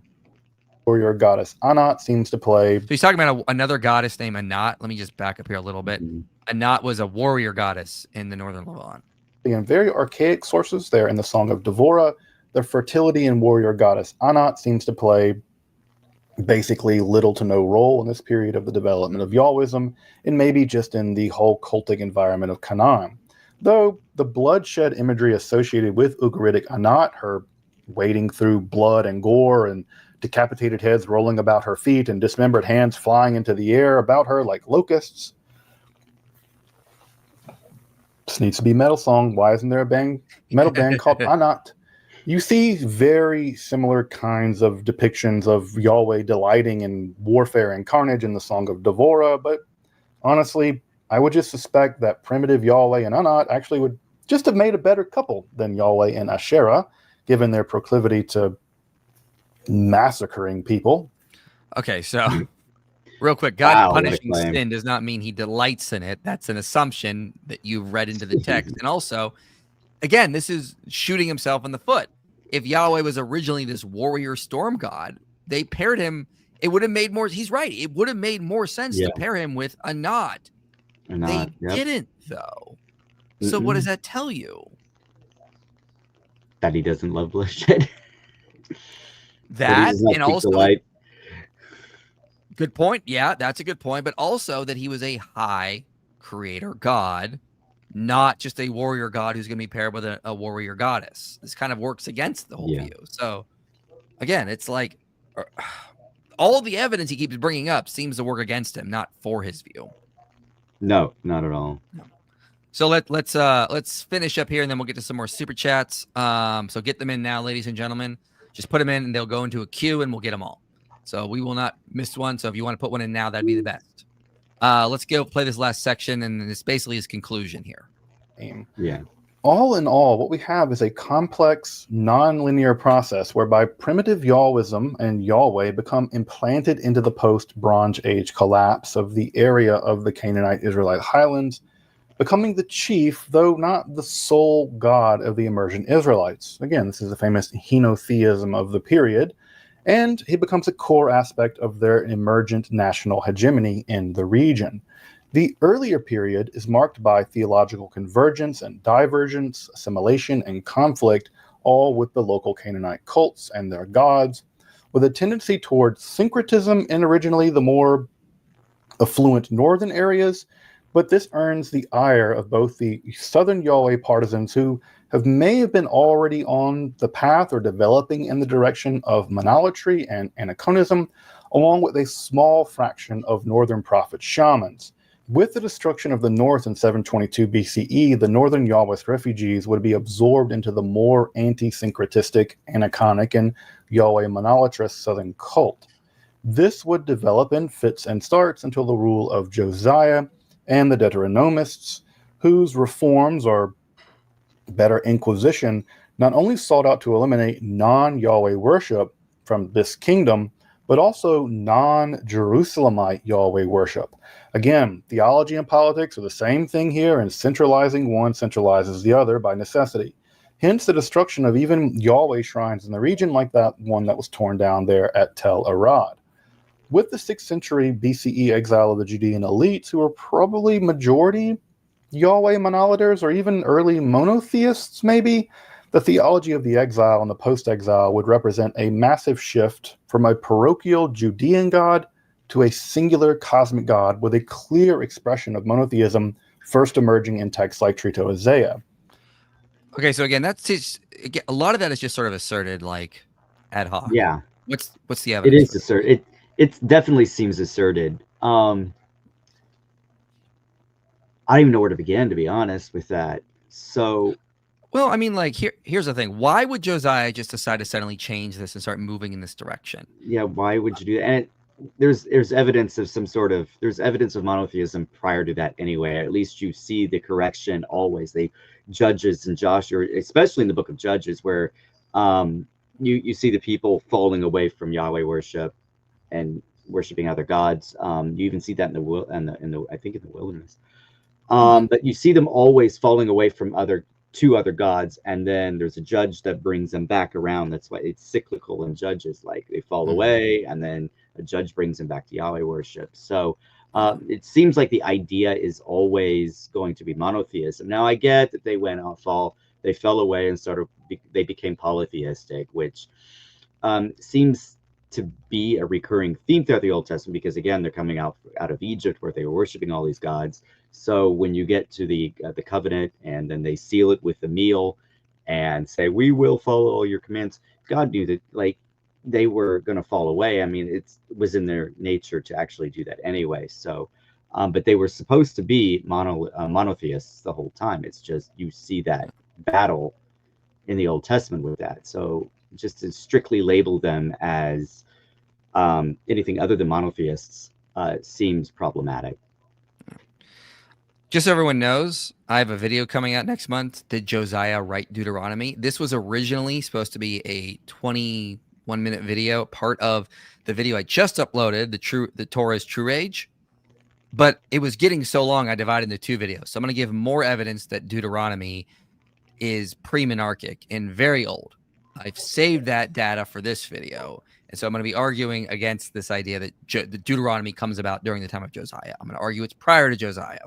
So again, more data showing the ancientness, I guess is what the early dating of the Torah, that it's very old. It's much older than people think. It was not written during Josiah. It was written long before that. So that'll come out in I think like 2 weeks or something, maybe 3. Just want to get people about that. Yeah, and also I want to show this. This is a video I did a while ago. It's called Israel's Revolutionary Monotheism. And in that, I point out there are certain aspects of the Hebrew scriptures that talk about Yahweh and his law that seem unlikely to have evolved. Like, if you're going to evolve into a high creator deity, you need to explain how they got to these certain things. So you have a sudden appearance of the name of Yahweh in Israel. Most likely has a verbal form at its root that means he is. Why would you just evolve to that? Unique. He's got a unique nature. He's got no birth story. There's even some external evidence that supports a belief in Yahweh alone. He's not really synchronized with other gods. There's never a point where he's synchronized with El, for example. He's just always assumed. There's no feminine word for Elohim. Yahweh's not manifested in nature. He's genderless. He has no needs. He's got no mystical ascension. He's a jealous God. Why is he all of a sudden jealous? Gods in the ancient world were not jealous. As long as you were sacrificing and meeting their needs, you could go sacrifice to other gods if you had the resources available. Yahweh is very clear. You worship me alone, and that's pretty unique. He's the basis of known goodness. His will is made known. They have a revolutionary view of ethics coming out of the Torah. Odd and unique origin story for Israel. Obliged to worship Yahweh alone. Unique practice of the Sabbath. No graven images are allowed. Again, another weird thing, because that was the big thing. You got a god, you got to get that idol up there. I did want to mention about Anacon. He mentioned Anaconism in the video, and that's littered throughout the Iron Age. As soon as they arrive on the scene, you see Anaconism on the rise at the beginning of the Iron Age, and then you see that continuing the rise. Define what that means for the audience. Anaconism, the lack of images, no iconography. Okay. So you don't have images like in Egypt. You have images of Ra, Horus, Seth, and all that. It's lacking in the Levant. So Anaconism was, you see that on the rise in the Iron Age, lack of like statues to Yahweh or anything like that. Yeah. But if you guys want to check out that video where I go into this in more detail, I'm not going to cover it here. It's just right here, Israel's Revolutionary Monotheism. And I present a lot of that data there. And my basic point is, individually, none of those would amount to much, but together they make this really strong cumulative case. This could not just simply have evolved without, you got to explain how that stuff evolved out of some primitive polytheistic religion. If you can't account for it in a more parsimonious way, it's going to make your theory less likely, in my view. And this is where we need to bring more philosophy into scholarship, because that's severely lacking. But my general point is like, all this stuff supports that Yahweh was always seen as unique and transcendent and a high creator God, not that he evolved from some storm deity. That's not supported by the data that what we have in the biblical text. So address the data. You don't just assume your view. And if you want to try to explain for this, you have to explain it without being too ad hoc. Every hypothesis or theory will have a little bit of ad hoc. I mean, I was going to add to that. It seems to be like if you read the Old Testament, it seems like he's more in line with a warrior god than a storm god. Well, they would say people and they would say both, and I would say like you could cherry pick any similarities out and like, oh, he's a storm deity. And Oh, he's then a sun run with god. it. Oh, he's a warrior deity. I He's mean, the you can god make of it death. easily. Yeah. Yeah. But when we look at the whole collection, then you still need to explain how you started at that and then you evolved into a high creator god. That has not been accounted for. That's just assumed. And we need to account for that by being the least ad hoc. I'd argue any evolutionary hypothesis is going to be more ad hoc than the idea he was always just seen as a high creator god. And his view was degraded over time into a polytheistic picture, which the biblical authors and the prophets spoke out against. Yes. No. Yeah. So, anything else you want to say before we go to super chats? Not really. You could see I point them out to see my video on that very topic of Yahweh having a consort. I actually made a video on that on my channel. Other than that, really about it. Yeah. And his channel is linked below for anyone who wants to go check that video out. I was just that thinking why nature chooses a specific outcome in quantum mechanics. Okay, I don't know what the question is, but if you have a question, just put it back in, Rafu. I don't know what you mean. Much love to you all, brother. Your teachings have helped reinvigorate my faith and stop being lukewarm. Excellent. That is great to hear. I need to get a clap sound effect. I should load some of these, use these media assets and start doing that because it says you can add music, and I just have these presets here. You can.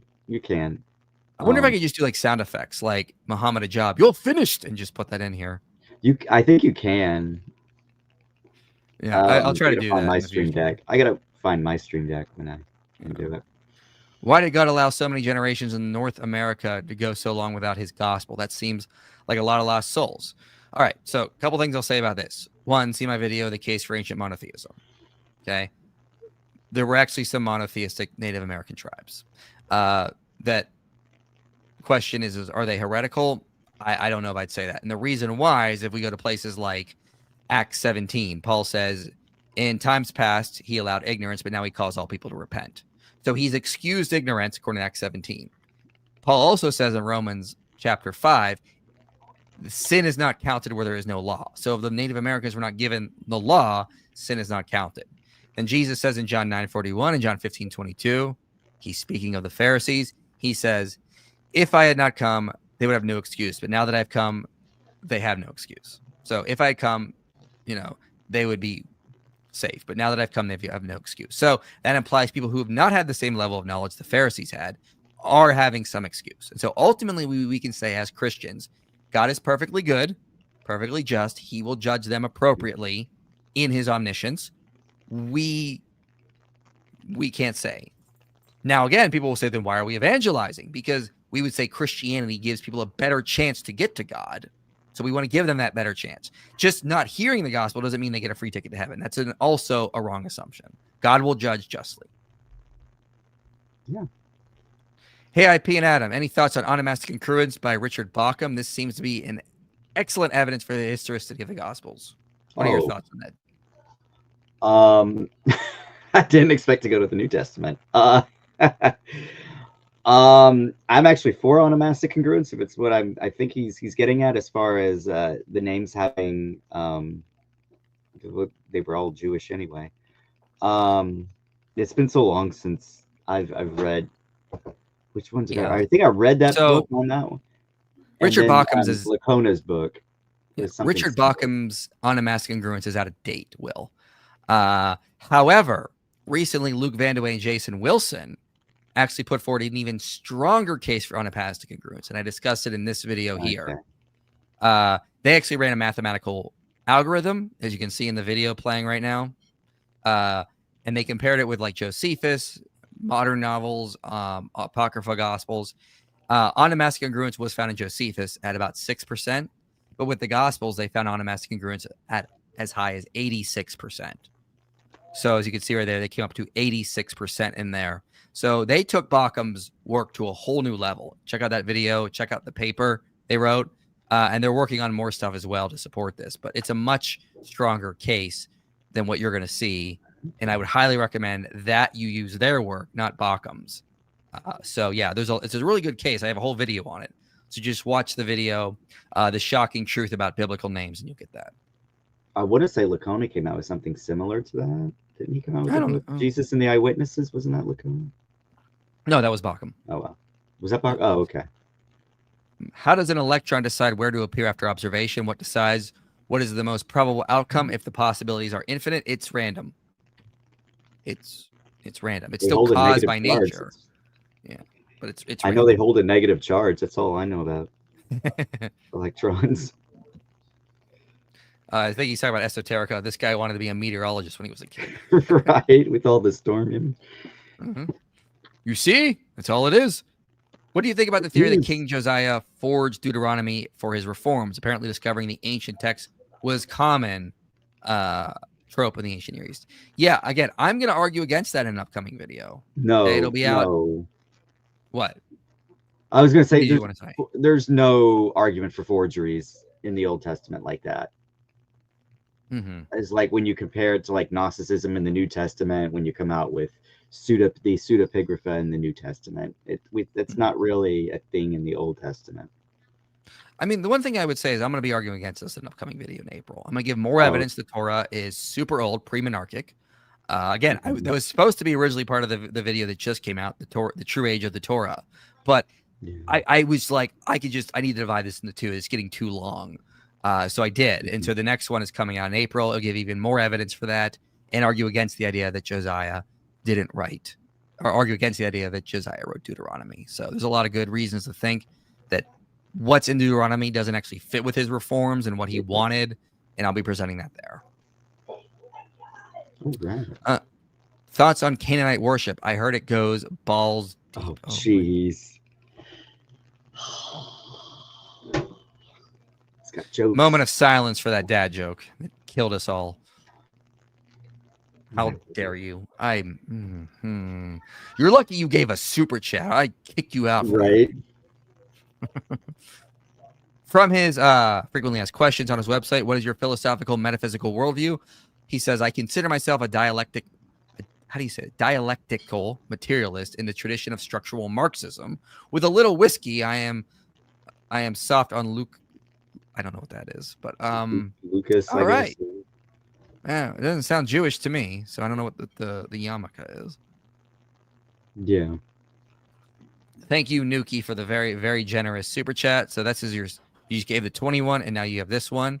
He says from his frequently asked questions, do you believe in God? I do not find the conception of gods either metaphysically convincing or mythologically desirable, i.e., I have no good reasons to think such beings exist, and given what I've learned about the lot of them, I hope none of them do. Okay, yeah. No, that sounds pretty atheistic. So Well, glad that a knot doesn't exist. I think we're all glad Mott in it. I'm gonna get a T-shirt that we're gonna start selling on the website. It's gonna be like Jesus, destroyer of pagan gods, something like that. Nice. Yeah, something like that, because he's the only good one. But for people who do want, merch is linked below in the video description, and we have shirts now. So Easter is not pagan. Yeah. We got a bunch of them every year. Like, so just wear a shirt. Every year, it's Christmas is pagan or Halloween's pagan. Like every year, and it's like the same. We cycle through the same arguments. Yeah, the shirts are linked below if anybody wants to purchase one, and then you will just own the conversation, because your shirt will blow them away by making such a bold claim, and then you can use the data we give you on this channel to win that argument. So, yeah, there you go, right there. Start getting the word out. Easter is not pagan, and boom. And yeah, we're gonna do some more shirts. I want to do that Jesus, destroyer of pagan gods shirt. That sounds awesome. Yeah. Hess in Israelite religion reports that just about every cult center seems to have evidence of Asherah worship. Except one, the Yahweh alone. Yeah, I think I remember reading about that. And is it in this argument? Which book is it in? Ancient Israelite Religions. Okay. Yeah. It's this book on ancient Israelite religions. The one you cited, I've cited all the time. I got it behind me right here somewhere. It's that book. I have it online. I have it on my computer. Yep, that one. Yeah. So yeah. I can put it back now. Hold on. Okay. There. Yeah. It's a good book. I need to go back and read that section because I forgot about that. Makes the argument. He also makes the argument about the feasts being like older, like Yeah, I've used that argument a lot. In fact, I'm not saying they're. Yeah. So, yeah. In fact, I use that as one of my lines of evidence in the video that just came out, The Torah's True Age. Like, these feasts seem to have been written during a time when, like, the height of the city of Emmer was, which would be late Bronze Age time. Late Bronze Age. Why would you come up with feasts that don't fit with a culture we see in the Iron Age? This seems to fit far more with a culture, far more late with Bronze Age coming into the Iron Age kind of thing. So I made that case. And so there's a lot of data points in that video. And my basic point is individually, they won't amount to much, but together they make a cumulative case, which a lot of my critics seem to be missing. Like, I'm not just saying the lack of Zion theology in the Torah is enough to like make this case. It's the lack of Zion theology. It's the prophets assume it. It's the Samaritan Jewish split. It's the correlation with the Hittite treaties. It's the Egyptian loan words that we get from Benjamin Noonan. It's the rich evidence Richard Hess gives. I mean, you look at all of that, it's just fitting with an earlier culture, and it seems to be a text that was written during that early time. Yeah. And also what I will say is, like, if you take a documentary hypothesis view, it just makes it even worse, because then you got multiple sources that all combine, that all seem to be pointing to an early period. So then there's multiple attestation, and you gotta explain why the redactor didn't update it to fit with a later time. It just makes the whole entire project really hard. So they got to explain that data, and if they want to hold to a documentary hypothesis, explain how that fits in, and they will have a very convoluted attempt to refute that. Yeah. Yeah. Anything you want to add? I don't know what your position is the on dating of the last thing I was going to say was the Exodus kind of operates the same way.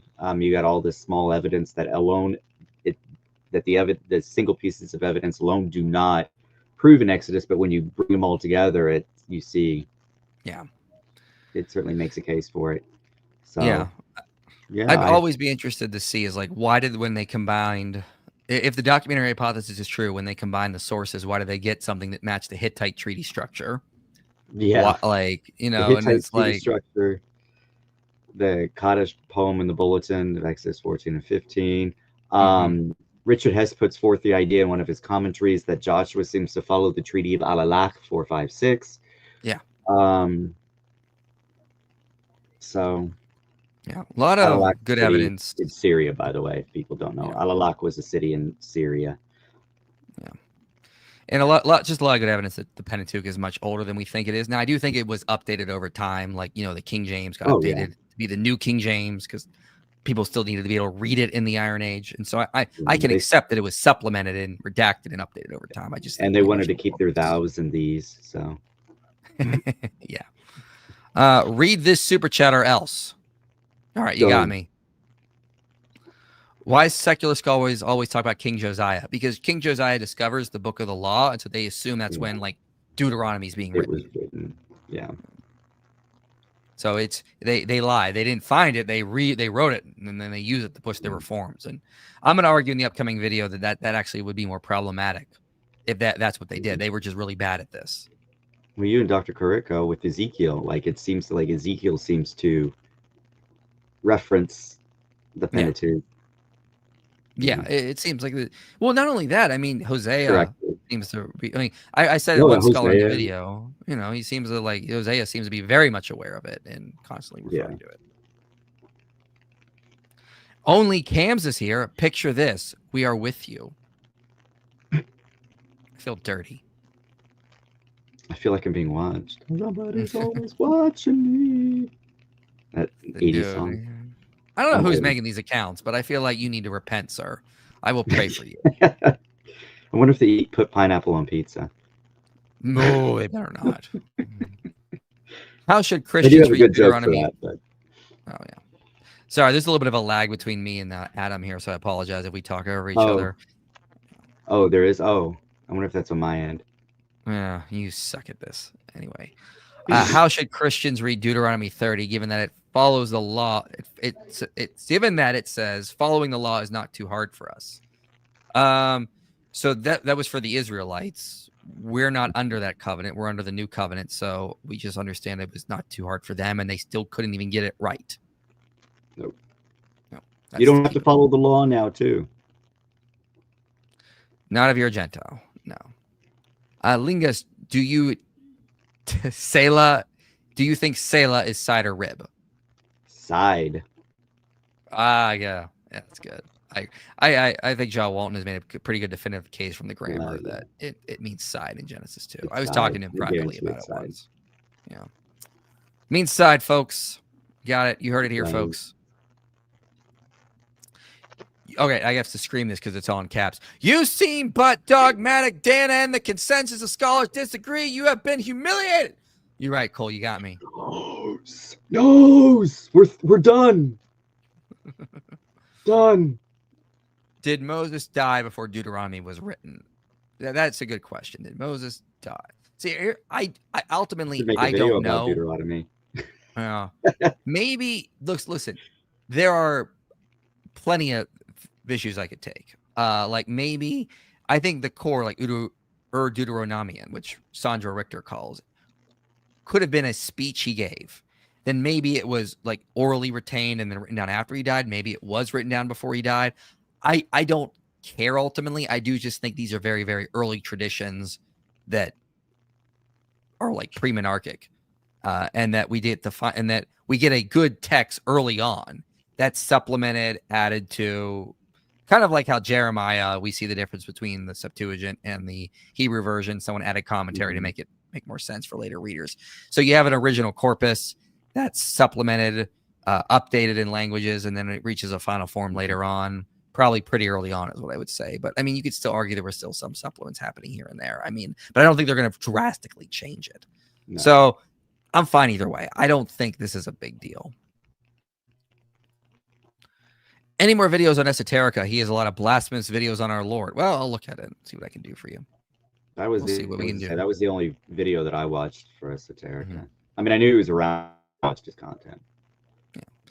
Nuki's been super generous with the super chats. We really, really appreciate it. You've been really, really supporting the channel today. So thank you so much. Also from his FAQ, what are your religious beliefs? Are you a rabbi? He says, I am Jewish, belong to the Reconstructionist movement, and closely align myself with the teachings of Rabbi Mordecai Kaplan. I am not a rabbi, but I am married to one. So is his wife a rabbi, or is his husband a rabbi? I don't know. Odd, yeah. I don't know. Are there female rabbis? Yeah. Oh, yeah. I think there are. Okay, there are in these movements. Okay, I'd say that. Okay, that's maybe what he means. Okay. All right. Well, the Orthodox Jews will have a problem with that, but I don't think the Reformed will. Yeah. Only Cams is back. Pineapple on pizza is the best way to have it. Well, I'm sorry. I'm lost us now. Yeah. I'm sorry, bro. Yeah. I do have a joke for this. So one guy is asking Italian. He asks in Italian, how do you say, I want pineapple on my pizza? He says, ho bisogno di andare a chiesa per confessare i miei peccati, which translates, you need to go to church to confess your sins. That works.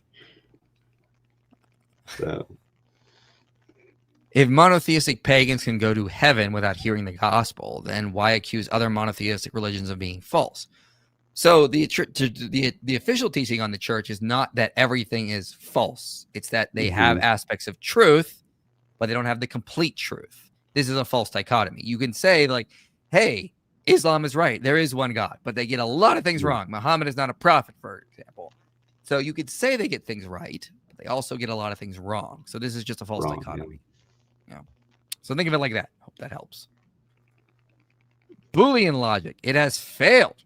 You can't even tell me if this sentence is a lie. Embrace, Turney, true, false, and maybe. Maybe as a logical state. Well, I think I do. I hold to Clean's logic, not classical logic, which is you have true, false, and then an undeterminative state. So look up Clean. I always confuse them with Quine, but it's Clean. K-L-E-E-N-E.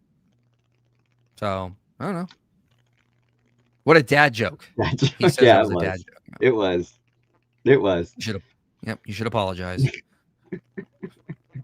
I'll confess my sins. All right. So with that, I want you guys to remember I will be in Florida next week at Apologeticon at Chip Bennett's Church, which is in Sarasota, Florida. You guys just go again. You just go to the website apologetic with 2Cs.com and ApologeticCon, and you guys can register and come out and hear my talks. I'm going to be speaking on Problem of Evil, Pagan Gods, and I have another talk on how Christianity created science, which I'm going to give. But who else is coming? There's a lot of people coming. I mean, I'll be there. I think you just scroll Adam down. will be You there. should have the We more got important Lee people than I Strobel, will be there. John McCrae. What? Chip Mike Bennett's going to be there? Licona. No way. Alan Parr, yeah. Yep. Oh wait, Chip. All of us. Going to make it. Braxton better be there this year because last year he pooped out on us because he sort got of- a staph infection or something. I don't know. staph some lame infection. excuse. That's what it was. So you guys want to come out? I'll be there Monday and Tuesday. Come talk to me. Everyone come out, or else you're fired. Also, again, shirts are available. If you guys want to purchase one, they help fund the channel, which we need more of them. You got a thing, yes. Lingus Amo. Glad to see you back in action. You have anything coming up on your channel you want to promote? Yeah. So my goal was to start making actual, not just, I'll still do the shorts, but I'll be making more weekly videos. And I do want to start doing a weekly live thing. It's called, I actually came up with it. It's called Old Testament Chronicles, where weekly, it was going to be on Mondays, where I'd be on for an hour and just discuss nerdy Old Testament stuff and theology. So I was kind of looking forward to restarting that. As far as the next video, like my 20-minute videos, I was actually considering just starting somewhere in the Pentateuch again. I haven't really we need to get you ironed out the details. We need to get you a better mic. We need to fund that for you. Yes, that was another one. I do have mine. I just wasn't able to hook it up tonight. Oh, you do have a better mic? Yeah. Okay. All right. Yeah. Well, that's good. I wasn't sure if you did one or not. So, is Lee Strobel a minimalist? I don't know even what you mean there. I think sir. it's a maximalist, but I am. On a scale of 1 to 10, how confident are you that God exists and he was revealed through Jesus? 9. 12. All right. You got it. I would say around 9 or 10, though, seriously. Yeah. At this point, especially if you include things like the reliability of the Gospels to buffer and add to the argument for the resurrection, it's pretty much a slam dunk. I've pretty much convinced of that now. And the onomastic congruence is even helping with that. And I was convinced even before that, all the evidence was pointing in that direction. But that even just is like the icing on the cake. So, yeah. What else am I supposed to talk about? Is there anything else I'm supposed to talk about before we close this out? Don't think so. All right. We're going to close this out. Again, we'll be streaming live again on this channel every Monday at 8 Eastern Standard Time. You can subscribe to Adam, link below, his channel's there. And you could go down below. We have a donate link. You can donate to help us get fully funded. So click on that and we will do more videos. Got more coming out. As I said, coming up soon, I have my video, Did Josiah write Deuteronomy? Where I'm going to give even more evidence that the Pentateuch is pre-monarchic and was not written during the time of Josiah. So check out that video when it comes out. Yes. You'll get early access if you become a donor. So you'll get to see it before everyone else does. So keep it in mind. All right. I'll see you guys next time. We'll be streaming next week with some exciting stuff coming. And I'll see you guys next time. You made it to the end of this video, which means this message matters to you. If you want to see more content like this reaching people for Christ, you can help make it happen. Your support makes these videos possible. Click the link below and donate today. And if you want to go even deeper, consider joining our Patreon community. You'll get early access to videos, behind-the-scenes content, and a place to connect with others passionate about this mission.